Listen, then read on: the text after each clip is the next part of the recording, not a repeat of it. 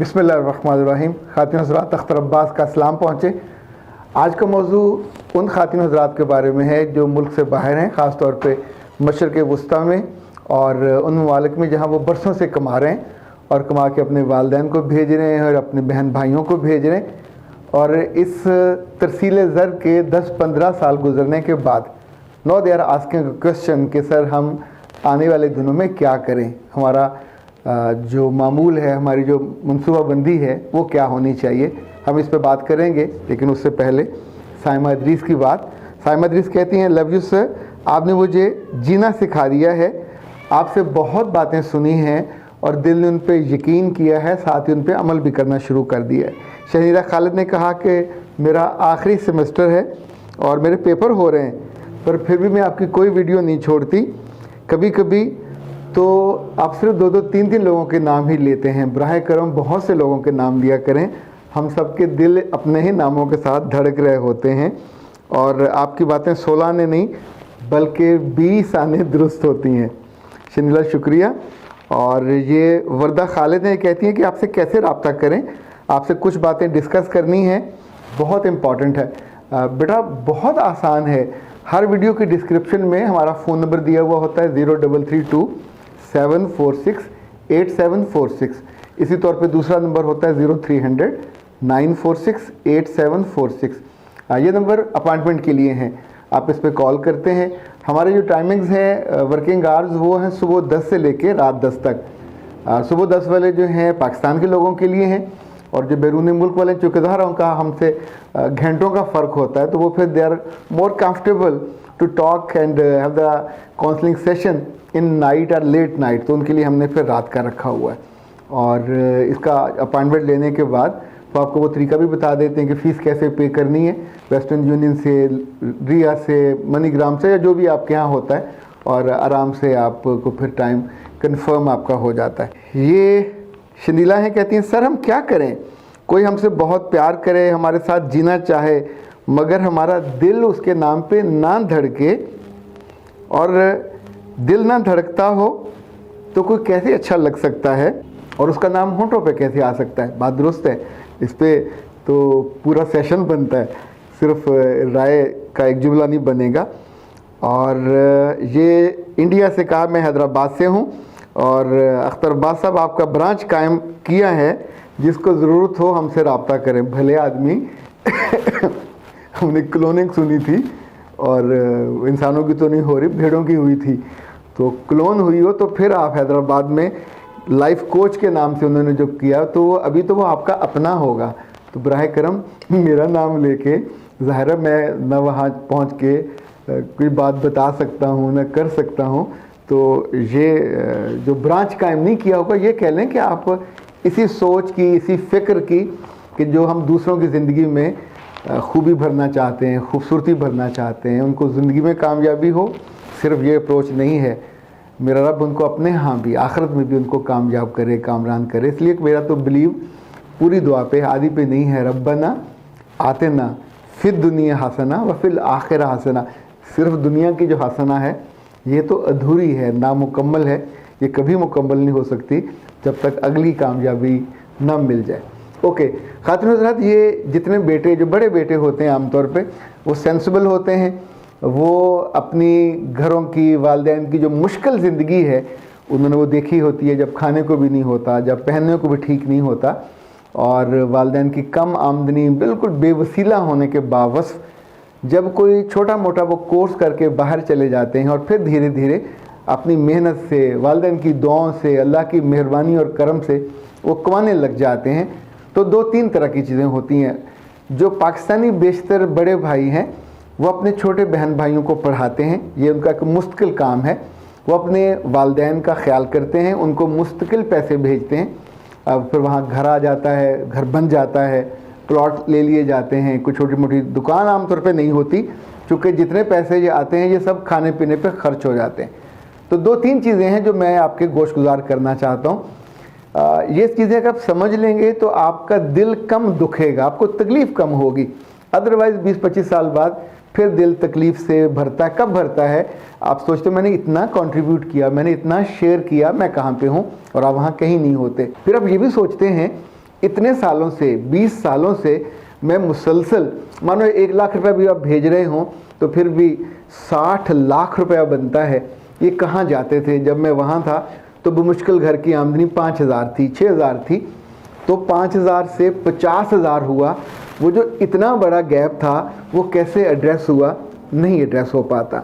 मैं ऐसे घरों को भी जानता हूँ जहाँ बहन और भाई पिछले 20-20 साल से अपने बड़े भाई के भेजे हुए पैसों का इंतज़ार करते हैं। उनके बच्चों तक की फ़ीसें बड़े भाई देते हैं और उनकी भाभीयों के और उनके घर के जितने एक्सपेंसेस है वो दे रहे होते हैं, and they are doing nothing. इनको अंग्रेज़ी में सकर्स कहा जाता है।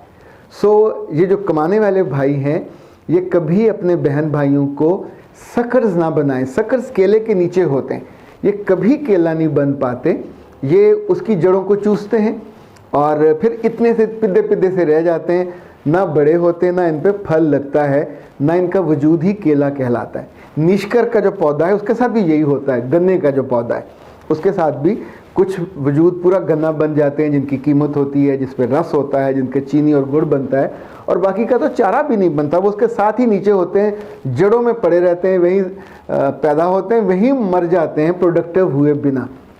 सो हमेशा याद रखिएगा, जो मुझको बेहतर लगता है कि जब आप बाहर कमा रहे हों तो एक तो जो अपनी इनकम है वो हमेशा आप उसको प्लान करें, नंबर 1।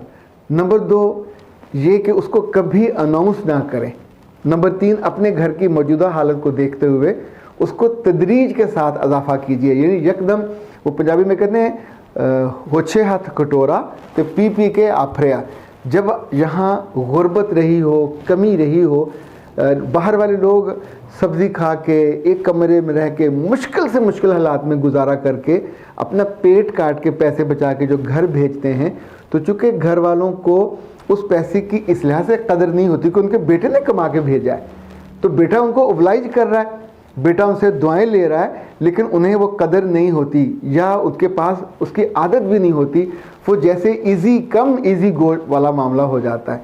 इन घरों में साइकिल भी पहले नहीं होते, मोटरसाइकिल आते हैं, फिर गाड़ियाँ आती हैं, फिर घर पक्के हो जाते हैं, फिर ऐसी लेविश तरीके से ज़ाया करने का मामूल बनता है। उनकी बच्चियों के पहनना ओढ़ना बदल जाता है, बच्चों का उठना बैठना, दोस्तों में आना जाना वो बदल जाता है, वो लेविश चीज़ों को डिमांड करने लग जाते हैं। यानी ये वो होता है जहाँ आप अपने घर की नई नस्ल की बर्बादी की नींव या बुनियाद रख देते हैं। जैसे आप छोटी उम्र में, लाइक आप भी तो 18-19 साल की उम्र में गए थे, आपको एहसास था कि घर में गुर्बत है, घर में परेशानी है, तो अब इन बच्चों पे आप ये एहसान क्यों नहीं करना चाह रहे कि वो भी ग्रो करें, वो भी मैच्योर होकर सोचें। अगर आप उनको ये सोच नहीं देंगे, उनकी ज़िम्मेदारी नहीं, आप उन्हें ये बताइए कि तुम्हारा पढ़ना मेरे ज़िम्मे, तुम्हारा लिखना खर्चा मेरे ज़िम्मे, लेकिन इतने सालों में एट एनी कॉस्ट इनको कभी MA BA मत कराइए। जैसे आप गए थे, इनको इनमें से जो बहुत जीनियस है ओके उसको मौका दीजिए, वो पढ़े। दूसरे को हमेशा टेक्निकल तालीम दिलाइए और अपने पास बुला लीजिए, अपने पास के किसी मुल्क में भिजवा दीजिए ताकि उसकी ज़िंदगी का भी सर्कल चलने लग जाए।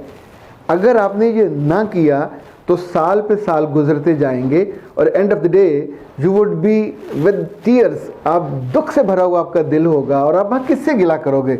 न माँ से ना बाप से। अगर करोगे वो कहेंगे कि तुम हम पे एहसान जताते हो, तुम हम पे ये करते हो। यानी जिन घरों में भाई कुछ नहीं कर रहे पिछले 2-2 दिहाइयों से, उनको कुछ समझा नहीं सकता, नौकरी नहीं कर रहे।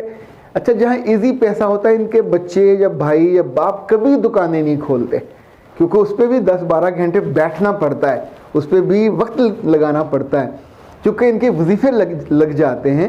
सो बराह करम अपने आप को समझाइए, थोड़ा मुश्किल होगा आपको समझना।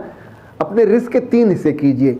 एक हिस्सा वो जो जिसका आपको भी खबर ना हो कि वो कहाँ गया, वो आपकी बीवी से, आपके बच्चों से भी महफूज हो और आपसे भी महफूज हो।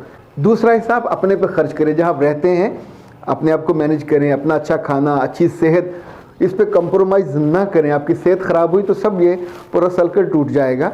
अपनी इबादत पे खर्च करें, अल्लाह की राह पे खूब दिल खोल के खर्च करें, पर अपने हिस्से में से। तीसरा हिस्सा ये वो हिस्सा होगा जो बतदरीज आप बढ़ाएंगे अपने घर के लिए, वालिदैन के लिए और बहन भाइयों के अखराजात के लिए। अगर आप इसको कलेक्टिव भिजवा देंगे तो ये बहुत जल्दी ज़ाया हो जाता है। आप इसको उनकी फ़ीसों से जोड़ दें, उनके एक्सपेंसेस से जोड़ दें, और एक हिस्सा माँ के पास जब आपके पास वो जाता रहे जो घर के खर्चे के लिए। लेकिन ये वहाँ मुश्किल मैसेज होना चाहिए कि इससे वो जनरेट करें बिज़नेस को या जॉब्स को। ये नहीं होगा कि एक कमाने वाला हो और 19-20 वहाँ पे खाने वाले, और फिर वो खाते रहेंगे। जब आपके बहन भाई बड़े होकर उनकी शादियाँ हो जाती हैं, कोई मुड़ के भी नहीं देखता। इसी तौर पे जब घर की जायदाद बनती है, चूँकि वो अब्बा के नाम पे बन जाती है, कलेक्टिव होती वो आपकी है, तो उसमें भी फिर सब शेयर होते हैं और खुशी आपको नहीं होती, आखिर में आप दुखी होते हैं। इतना दिल तो किसी का भी बड़ा नहीं होता। तो सेंसिबली चीज़ों को लेके चलेंगे तो आपकी खुशी लंबी होगी। एक इसमें नीयत ये रखा करें कि माँ बाप खुश हो ना हो, अल्लाह को खुश होना चाहिए। ये जो बहन भाइयों का हम दिल रखते हैं वो भी तो अल्लाह के लिए रखते हैं।